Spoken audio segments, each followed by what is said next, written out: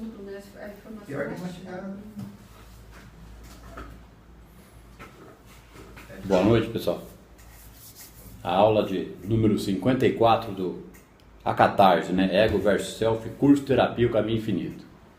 Hoje a gente vai finalizar o capítulo 10, que é o Sabedorias do Caminho Infinito. E depois vai ter mais 2 ou 3 aulas para terminar o livro Caminho Infinito.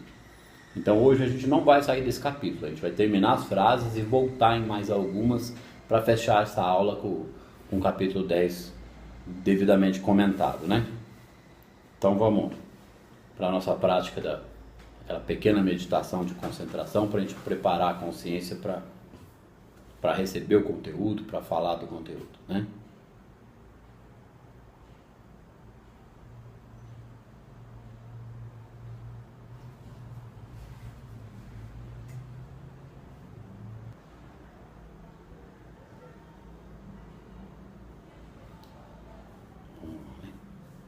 A gente vai iniciar a aula com um comentário que a gente já estava conversando isso antes de começar a aula e o assunto que surgiu aqui já era algo que eu vinha pensando para falar no início dessa aula, né, com relação a esse negócio de mestre disso, mestre daquilo. O próprio Cristo, quando falavam para ele, você é bom mestre, ele falava, bom é meu Pai que opera em mim, né? Não me chamais de bom. Porque aí que está a questão do bem e do mal. A gente não deve se considerar nem do bem. A gente deve saber que o Pai na gente é bom, que o Pai é o bem supremo. E porque se a gente fica pegando pra gente a conotação de eu sou do bem e alguma outra situação, outra pessoa é do mal, nós estamos em julgamento.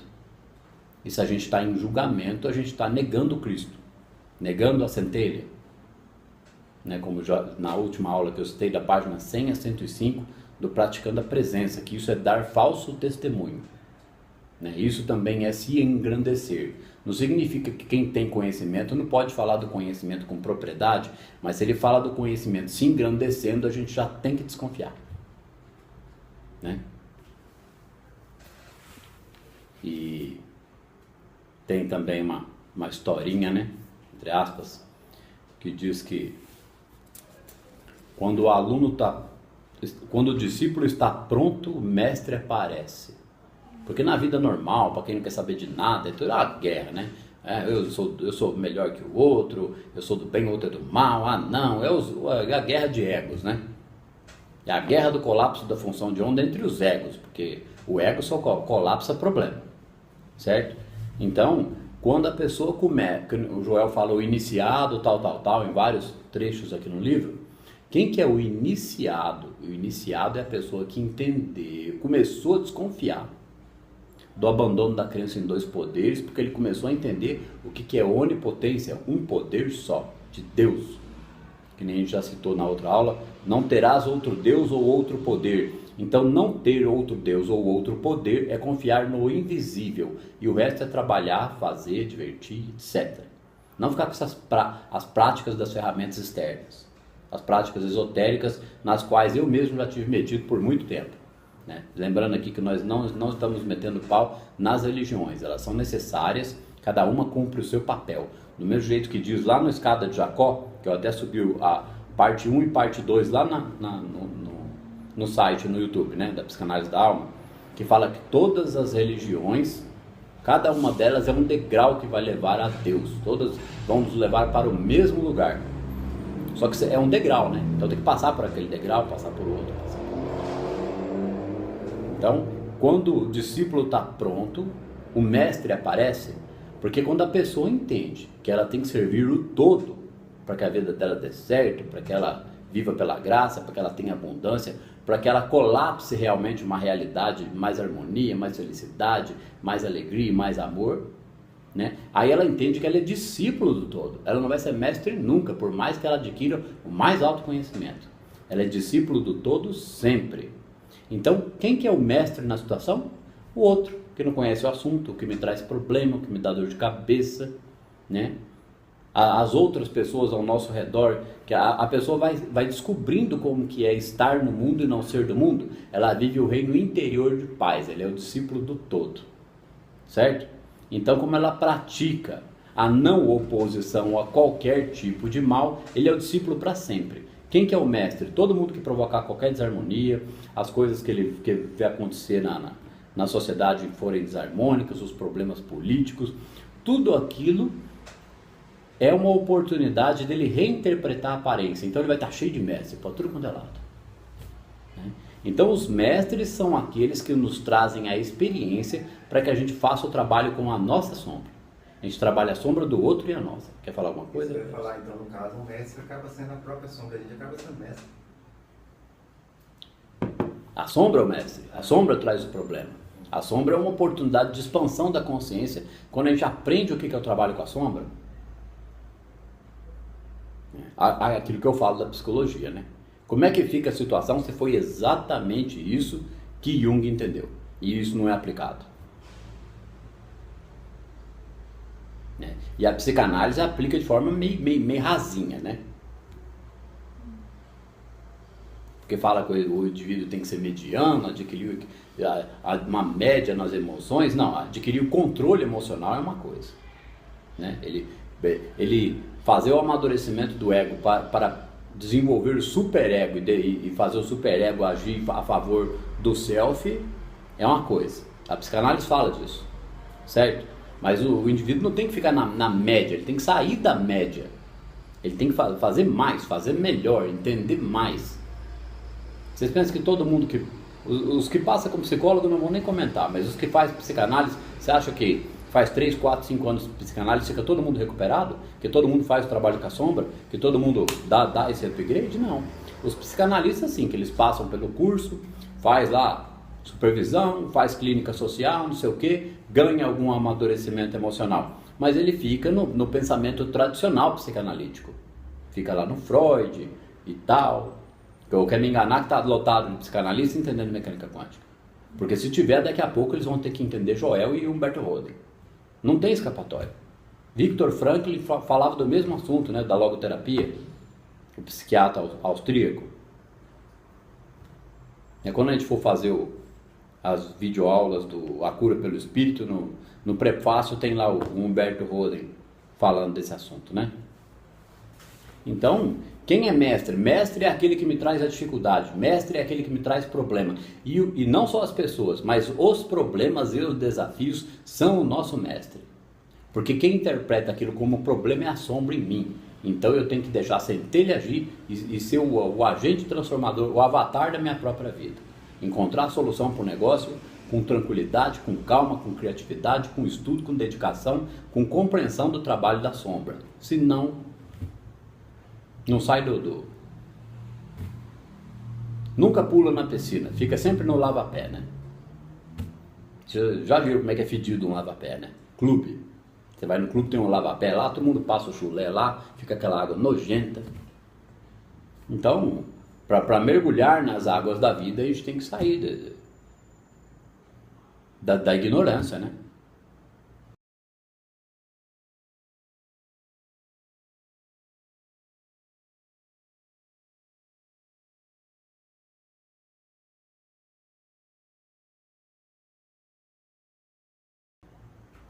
Como eu sempre digo, não foi nada fácil para mim e nem digo que seja. Faço esse trabalho comigo todo dia. Cada paciente que eu atendo é uma oportunidade de aprender mais. Porque não pode julgar, não pode criticar, tem que acolher, tem que informar, tem que ter a capacidade de perceber o que está acontecendo na psique dele, o que está manifestando ali. Tem que ter a capacidade de saber qual é a velocidade dele, qual é a receptividade dele, até onde a gente pode ir. Bom, vamos terminar esse capítulo 10, né?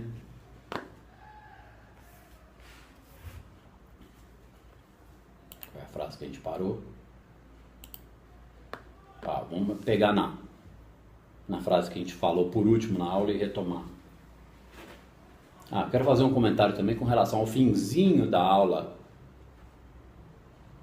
53, que ficou aquela questão lá, a Silvana falou, então vamos dormir aqui, gente, porque do lado de lá não dorme. A não ser que se ela estiver numa região muito inferior, numa frequência muito inferior, lá pode ter tanto sofrimento que ela pode entrar em situações bem desagradáveis, né, com relação a não ter descanso, né? Mas quando está não vamos falar nem no nível superior de consciência, se ela estiver num hospital de recuperação espiritual, lógico que ela vai ter descanso, lógico que ela vai dormir. A gente sempre tem um descanso para a consciência. Então esse negócio de que vamos dormir aqui porque depois não dorme, isso aí não existe, gente. Tá certo? Para ficar claro esse ponto, que a gente terminou a aula, tinha acabado a bateria e ficou daquele jeito, né? E depois outro, dormir aqui também tem os seus limites, né? Quem dorme demais não vê a luz passar, né? Dormir é para recuperação e descanso. Quem tem muita vontade de dormir, quem dorme, tem gente que tem uma necessidade biológica de, em vez de dormir 5, 6, 7 ou 8, de dormir 10. Mas esse camarada, ele tem que ter uma produtividade nas outras 14 horas do dia fenomenal, né? Senão aí é uma autossabotagem gigante. Mas a pessoa, um sinal de que tem coisa errada na vida da pessoa é acordar cansado, acordar com desânimo, dormir a noite inteira e acorda fraco, sem força, sem energia. Só a meditação na situação dessa para começar a recuperar carga hormonal do indivíduo e energia do indivíduo.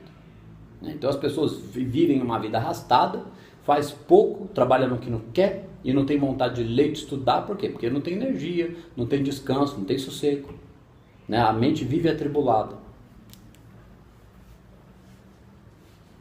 O mundo dos sentidos, a experiência humana, ocorre no tempo e no espaço, e isso em si já exclui que seja de natureza espiritual. Ah não, é a frase anterior.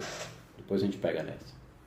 A realidade é imanente à formação de ideias pelos sentidos, mas só é percebida pela consciência espiritual. Ou seja, ele está dizendo que a realidade é imanente à formação de ideias pelos sentidos. Ou seja, os nossos sentidos, as nossas vontades e os 5 sentidos faz a nossa cabecinha funcionar. Faz a gente pensar, faz a gente querer coisas, faz a gente querer ter ideias, faz a gente ter criatividade. Mas quem é a realidade última do universo? Campo unificado, vácuo quântico, porque é de lá que manifesta tudo.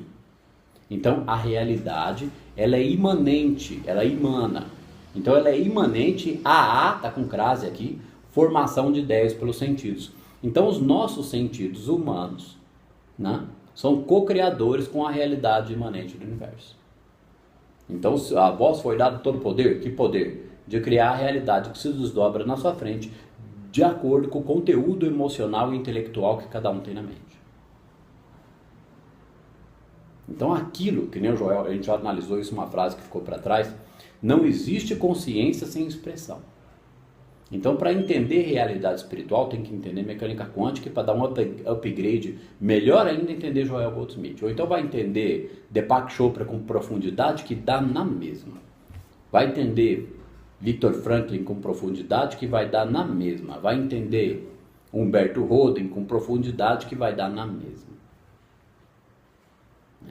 Porque não tem como estudar a unificação sem refletir sobre o todo.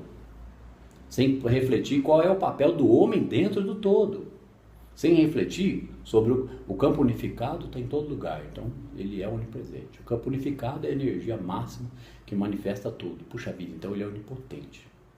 O campo unificado é a inteligência máxima, porque que inteligência é essa que ia manifestar tudo isso tão bem organizado, tão rico nessa natureza? Então ele é onisciente, ele sabe tudo. Né? Nossa, ele deve ser onibenevolente também, porque senão ele destruiria quem é do mal. Então se a pessoa refletir a respeito disso, não tem jeito, ela vai ter que estudar a palavra. E estudar a palavra, vamos deixar bem claro, mais uma vez aqui, né? Não é abrir igreja, e nem significa que precisa ir para a igreja. E muito menos aqueles que estão precisam deixar. Continua, não tem problema. O negócio é, para entender a unificação, não tem outro jeito se a pessoa não refletir sobre o todo, sobre Deus, sobre as emoções humanas, sobre o orar e vigiar, que é prestar atenção no pensamento, senão não passa por esse renascimento, essa transformação interior. Senão como é que vai ser um co-criador consciente e criar uma realidade de harmonia se ele vive na desarmonia das suas emoções, nos julgamentos, nos preconceitos, nas zonas de conforto e nos pensamentos mágicos? Eu ouvi dizer que tem ego e self aí, mas não sabe nem o que é. É lógico que cada um vai aprofundar segundo a sede de cada um, né? Que nem fala, né? Pensa no carro, vai aparecer. Só não sabe em que encarnação, né? Então, o indivíduo tem que melhorar a capacidade de raciocínio, de elaboração, de percepção. Quanto mais elaborado for o intelecto do indivíduo, mais ele é capaz de criar. O que acontece com um grande líder, um presidente bem-sucedido, um empresário bem-sucedido?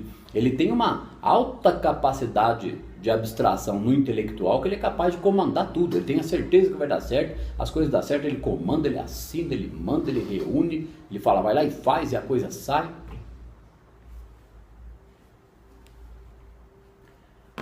Então a realidade é imanente à formação de ideias pelos sentidos, né? Mas só é percebida pela consciência espiritual. Ou seja, só quem desenvolve a consciência espiritual é que consegue perceber que a realidade é imanente à formação de ideia pelos sentidos. Senão a pessoa fica no mundo material, no pensamento mágico. Ah não, isso aqui é matéria, eu vou pensar, mecânica quântica, eu acredito que tudo de ato, beleza, vai dar certo. Então, só é percebida pela consciência espiritual. O quê? Que a realidade é imanente à formação de ideias pelos sentidos. Agora, explicar mais que isso, né? Vou ler o livro e refletir sobre o assunto. O mundo dos sentidos, a experiência humana, ocorre no tempo e no espaço, e isso em si já exclui que seja de natureza espiritual. Que o Joel fala, né? Que o menor resquício de consciência humana se expressará sempre como uma eterna dicotomia de bem e de mal. Eu preciso daquele bem. Eu preciso do bem porque eu não tenho. Então aquilo eu não ter é o mal, eu preciso do bem. Fica essa guerra, de vez em quando tem um pouquinho, depois não tem mais, a carência aumenta. O sofrimento no planeta está aumentando, o inconsciente coletivo está ficando mais carregado, catarse coletiva. O mundo dos sentidos, a experiência humana, ocorre no tempo e no espaço, e isso em si já exclui que seja de natureza espiritual. Então, quando mais a gente entende sobre essa vida aqui, como a própria vida espiritual, a gente vai sendo cada vez menos afetado pela questão tempo e espaço. Não que o tempo e o espaço não vão existir para a pessoa. Não há pressa, há organização, há fluxo. Então, a experiência humana ocorre no tempo e no espaço. O ser humano é preso nesse conceito. Tempo e espaço. Por exemplo, essa sala aqui, ele enxerga daqui a ali, pensa nos problemas. Ele não concebe o infinito. Ele não confia no invisível. Quem confia no invisível não está preocupado nem com o tempo, nem com o espaço. Mas nem por isso é encostado. Ele trabalha cada vez mais. Vamos ler para pular para outra. O mundo dos sentidos, a experiência humana, ocorre no tempo e no espaço. E isso em si já exclui que seja de natureza espiritual. Ou seja, para a pessoa entender mecânica quântica e realmente ser um co-criador consciente, que é deixar cada vez mais a centelha agir, certo? Ele tem que compreender a natureza espiritual. Porque senão ele vai estar no conceito da dualidade. Para muita gente, vai parecer um pouquinho esquisito, muita gente vai torcer o nariz, não vai querer nem saber desse assunto. Mas o assunto tem que ser falado, não tem importância. Aquele que estiver preparado para entender, aquele que estiver disposto a compreender, não é difícil. Né? Eu tive metido num monte de falsa crença, num monte de sabotagem, né? Tive uma vida de tropeços terríveis e eu entendi. E não é só eu que entendi, tem bastante gente que entende, tem bastante gente que estuda. Só que cada um segue para as suas atividades. Qual é a minha atividade? Minha atividade é explicar isso aqui. Eu já não era psicanalista, eu já não queria entender mais as coisas, a psicanálise não tinha me convencido, eu queria mais argumentos. Eu encontrei.